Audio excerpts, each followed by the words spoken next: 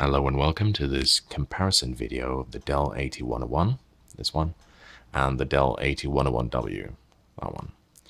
The latter is essentially a newer version of the older keyboards, this one, and they were made by different companies and they have slightly different characteristics, so I thought it would be good to do a comparison video on. I can't really do a full review because of the state that the old keyboard is in. As you can see, it's not particularly good. Something really bad must have happened to it. I don't know what, but that's why I was able to get it for free. I essentially saved it from the scrap heap. I don't know what happened because there's a lot of damage. You can see the casing is split into two and there's a little bit missing. Missing here. A couple of the keycaps snapped off. Unfortunately, with Alps keys, that means they are non-replaceable.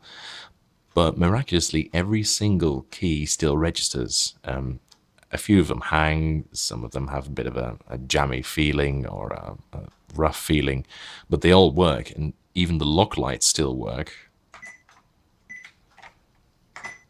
as you can see. So at least it should suffice for a comparison video. The first difference is the name. Like I said, the old keyboard's called AT101, the newer one called AT101W. The W stands for Windows because, as you can see, it's got Windows keys and one application key, something the old keyboard lacks. Now, I have the manual of the newer keyboard. It's quite cute in a way. It says, using the new keys. Your Dell Space Saver or Performance keyboard features 3 new keys that make Microsoft Windows 95, 98, and NT easier to use. 2 Windows keys and 1 application key. And then it has a bunch of shortcuts. I didn't even know all of them, to be honest. So that's quite cute considering, you know, most things run on Windows 8 or 7 by now. But anyway. The second, and perhaps most visually obvious difference, is the logo. The old keyboard uses an old Dell logo, and the new keyboard uses the current Dell logo. Now, this logo is one of the best ways to identify what keyboard it is. It's even better than the presence of Windows keys or not, or even the model number, because those two don't really mean too much. The one thing that truly tells you what it is the FCC ID, but you might not always have access to that. The cases are almost completely identical. The bottom one is a bit older and dirtier, I guess, but really the cases are pretty much the same. I have an old instance of the new keyboard and it looks pretty much identical. Maybe the window with the lock lights in it is a bit darker, but it's a minor difference, really.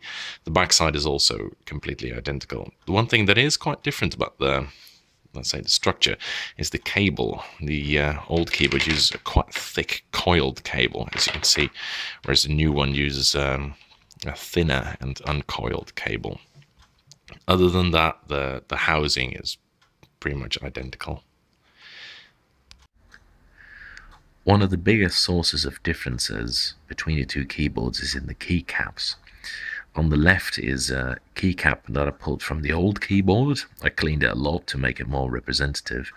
And on the right is a keycap that I pulled from the newer keyboard. Now, straight away, you can see a difference in the printing method. The one on the left of the old keyboard uses dye sublimation printing, in which ink is kind of sunk into the material. Whereas the one on the right uses laser etching to burn a groove into the keycap, and that also chars and thereby colors it. Now, as you can see, the dye sublimed printing, the one here on the left, has a bit higher contrast than the laser etching. It's a bit darker, and I guess this is because they use actual ink rather than charring. Both of these printing methods are high quality, but they each have their own pros and cons. High contrast is traditionally an advantage of dye sublimation, but lasering creates grooves which is almost impossible to wear off. And in addition, it doesn't smudge. Ink, dye sublimed ink, even though it's very, very sturdy, it can smudge over extremely long periods of time when the protective layer over it has been worn away. In addition, laser etching can also be used to create much finer patterns than you can with ink. So you can have thinner writing or more complicated patterns. This is especially noticeable on Windows keys. The second big difference between them is their thickness. If I just turn them over, you'll see quite immediately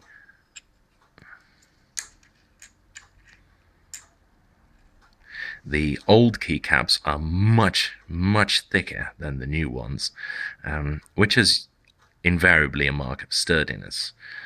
So that's really quite nice, the thicker keycaps. And you can also notice this quite easily by just rubbing your fingers along the keyboard. So for instance, this is what the new keyboard sounds like. This is the old one. So that's kind of a dead giveaway that the keycaps are thicker. Another difference is the material that they're made out of. Even that is not the same. The new keyboard on the top uses ABS, which is a fairly good, rather malleable plastic, whereas the one on the bottom uses PBT, which is a more expensive, sturdier, but also more brittle type of plastic. The biggest advantage of PBT is that it doesn't yellow. And this is quite noticeable on this keyboard especially, because it appears that all the keys have been made out of PBT except the spacebar, and you can see it. The spacebar is quite yellowed, but all the other keys are pristine white.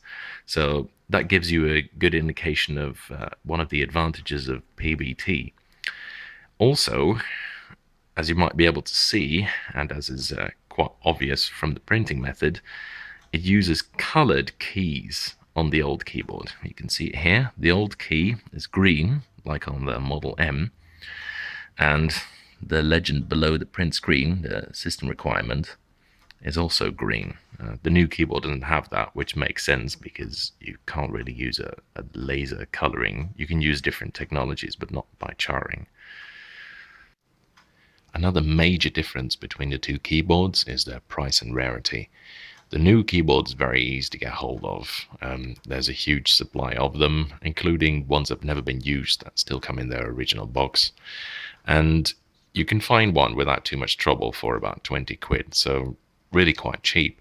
The old keyboard's much rarer though. I think you'd really struggle to find one that still comes unused in its original box, and the prices are much higher. I've seen these posted for 80 to as much as £160, and it's really quite hard to get hold of one to begin with. Just to give you an impression of the relative rarity and pricing of these two keyboards, I did a eBay search for the old logo keyboard, and I found two results.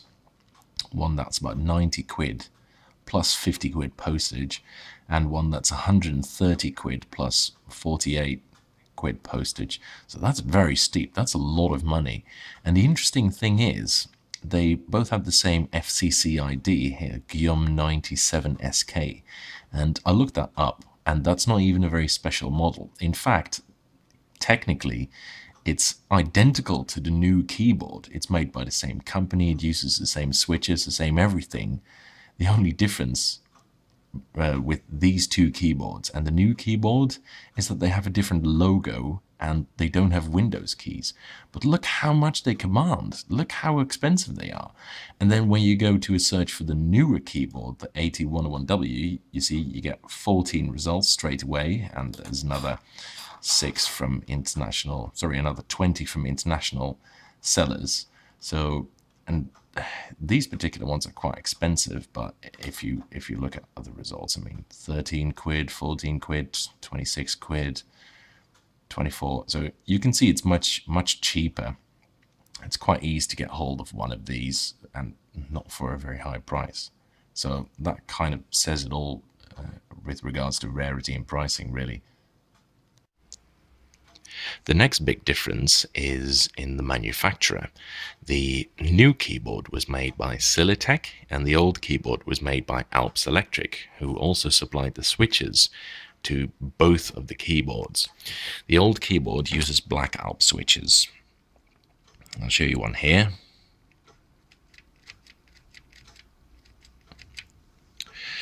have a detailed review of this keyboard, and it also describes this switch in it. I'll put the video link in the description below.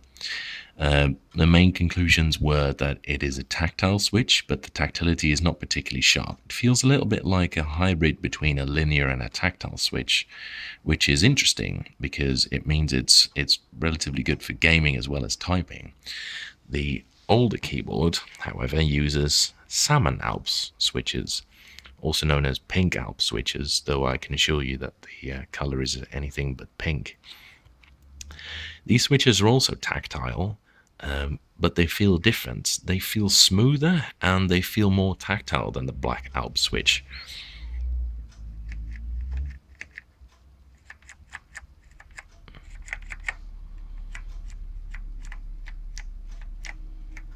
Definitely more of a bump than the old switches. In addition, a thing that I noticed is the Black Alps switches are virtually silent when you press them slowly. I'll demonstrate that here.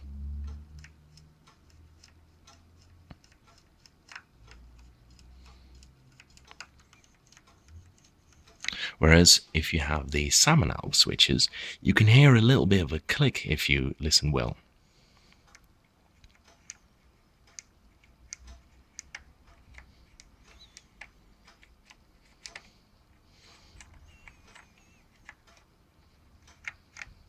Especially the escape key has this a lot. It's quite prominent on that one. Interestingly, it's only on the upstroke, so it's definitely not a clicking mechanism, but it's quite noticeable, especially compared to the Black Alps switch. As to which of the two I would prefer, I don't know. I would say if you like typing, then the Salmon Alps switch is probably better because it is smoother and more tactile, which is exactly what you want for a typing switch.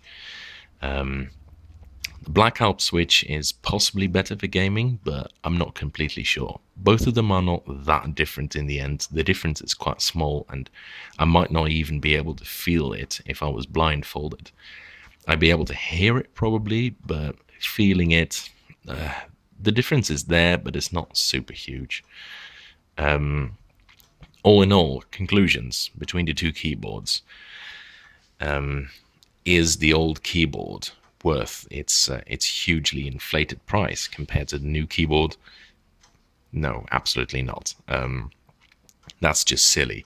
The Salmon Alps switch is pretty good, but for £100 to £160, you can buy a keyboard that's much more bespoke. It uses much more bespoke switches, or you can use something that's cheaper and has similar quality. If you can find one of the old keyboards, an AT101, for the same price as you can an AT101W, which I would find quite surprising, but if you could, I don't know, I would probably suggest going with the old keyboard.